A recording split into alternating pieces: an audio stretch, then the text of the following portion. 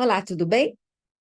Se você não me conhece, ainda não se inscreveu aqui no meu canal, meu nome é Silvia Furtado, eu sou psicóloga, sou terapeuta sexual, sou terapeuta canábica, especialista em sexualidade, e hoje eu vou falar um pouquinho sobre algumas dores da sexualidade masculina que os homens não têm isso tão claro, e nós mulheres temos pistas, mas que nem sempre a gente consegue conversar com os nossos parceiros sobre isso. E talvez depois desse recadinho aqui, você aí no final de semana aproveite para se conectar com seu parceiro, para conversar com ele sobre algumas coisas que eu vou falar aqui. Então vamos ver? Bom, a gente sabe, por exemplo, que a insegurança, né? A insegurança atravessa o ser humano. Mas como a gente está falando de homens, o que que é essa insegurança? Ela tá revelada na performance do homem, né? Porque se exige uma performance, e isso é uma coisa que está no nosso psiquismo, está no psiquismo do homem, que ele tem que ser performático, ele tem que ser viril, ele tem que sempre, né, querer estar pronto e disposto. Então, essa exigência pela performance, pela aparência física, isso acaba deixando o homem inseguro. A pressão, né? Os homens sofrem frequentemente, né, pressão, e é uma pressão forte, para que sejam bem-sucedidos, para que tenham um emprego legal, que tenham um carro bacana, para que estejam sempre rodeados de pessoas boas, para que se vistam bem, para que, né, aparentar ou demonstrar alguma tristeza, algum estresse, isso para o homem é como se isso não fosse permitido, né? Ou pode levar a um entendimento de que o homem tem que ser forte, ele vai virar o jogo, ele precisa se reinventar, e nem sempre o homem tem condição de fazer isso sozinho.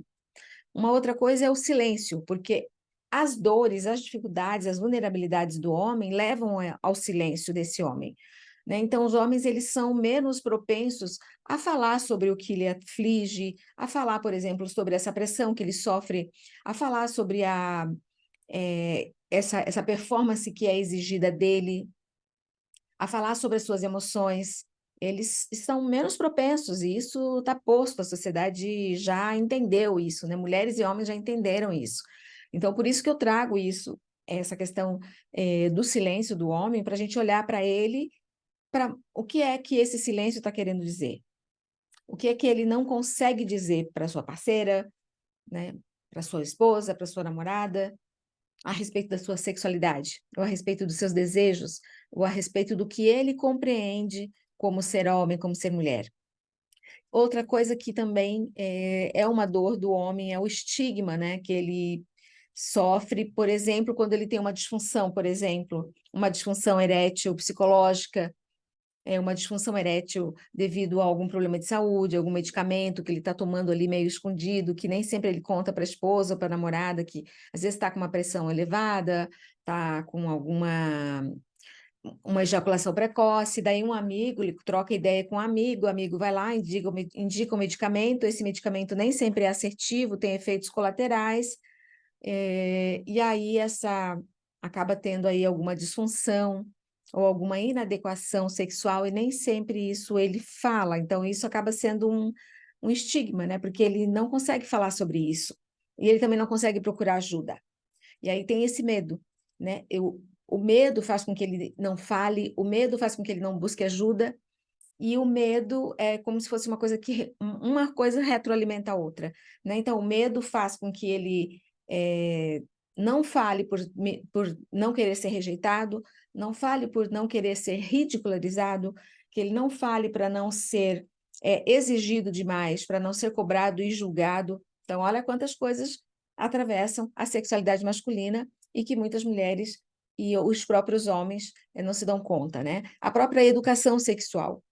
A gente sabe que os homens, eles, pelo menos nessa sociedade, né, machista e patriarcal, né, onde o homem está à frente de tudo, ele tem que estar sempre, tem que ser esse homem provedor, né, e ele foi educado assim, para ser um homem forte, competente, vitorioso, próspero, tem que ter um carro legal, tem que ter dinheiro na carteira, tem que financiar as coisas, né, para sua parceira, para sua namorada. Então, assim, são muitas exigências em cima do homem, e isso é da educação. revela o modo como a gente vem aí ao longo da história educando os homens. O preconceito, porque tem muitos homens que não se enquadram nesse estereótipo, né, do homem machista, e aí quando eles querem se colocar, por exemplo, numa roda de conversa, eles têm medo, né, do preconceito, de ser ridicularizado, de ser chamado de acharem que é mimimi, que é mulherzinha, que isso é coisa de mulherzinha, que isso é papo de mulher, que ele está sendo influenciado pela namorada, que ele está sendo influenciado pela esposa, que onde já se viu, o homem não tem que passar por isso, não. Né? Então, também ele sofre preconceito nessas horas. Abuso, né? Que a gente não chama mais de abuso sexual, porque quando a gente fala de abuso sexual, eu estou me referindo à ofensa sexual que essa criança sofreu lá na infância, né? Então, não é abuso, a gente fala ofensa sexual, porque abuso leva a crer que até aqui podia usar, o que passou daqui é abuso, mas não, nem o uso, né, do corpo da criança nunca foi permitido, né?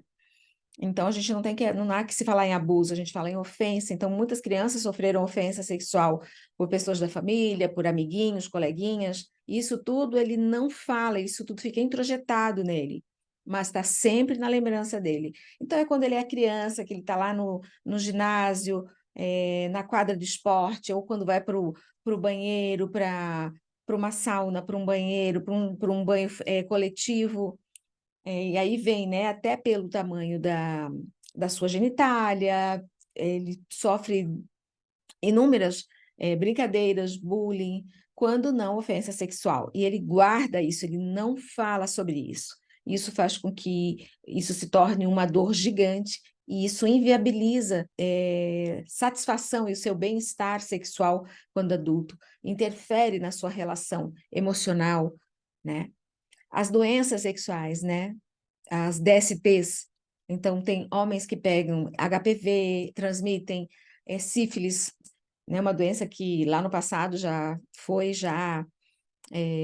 tratada, e hoje isso está muito aqui, né? Então, assim, nem sempre o homem fala sobre o que ele tem, nem sempre ele procura ajuda, ele tem vergonha de falar com a sua mãe, com a sua irmã, com o seu pai, e ele conversa com um amigo, o amigo indica um remedinho ali que nem sempre é o certo, e não cura, e ele se arrisca, né, se lança para um relacionamento e acaba aí transmitindo, né, essas doenças para outras pessoas, e isso é muito preocupante, né? A Organização de Saúde, o próprio Ministério da Saúde, eles relatam um número crescente de homens com sífilis, então a gente precisa pensar sobre isso. Então, veja só, quantas dores esses homens vêm lutando, né? E se o homem não se dá conta disso, a mulher muito menos. A mulher tem pistas de algumas coisas, mas muitas vezes o que ela pensa, às vezes ela tem uma ideia errada, ela tem uma crença errada, equivocada, porque ela não conhece, porque o homem não compartilha com ela. Então, eu queria propor para vocês nessa reflexão, nessa live de hoje, nesse momento aqui, que vocês compartilhem. Se você é homem, compartilhe esse vídeo com a sua mulher, com a sua namorada, com a sua esposa, com a sua parceira. Falem sobre isso, falem sobre o conteúdo desse vídeo. Repassem todos os itens que eu falei aqui e vejam o quanto vocês conseguem, o quanto vocês ficam confortáveis para falar sobre isso. Tá bom? Meu nome é Silvia Furtado, eu sou terapeuta sexual e tenho esse canal aqui do YouTube, vou pedir para vocês se inscreverem, me seguirem e me seguirem também lá no Instagram. Eu tenho 2 perfis no Instagram. Silvia Furtado, psicóloga, silviafurtado.psi.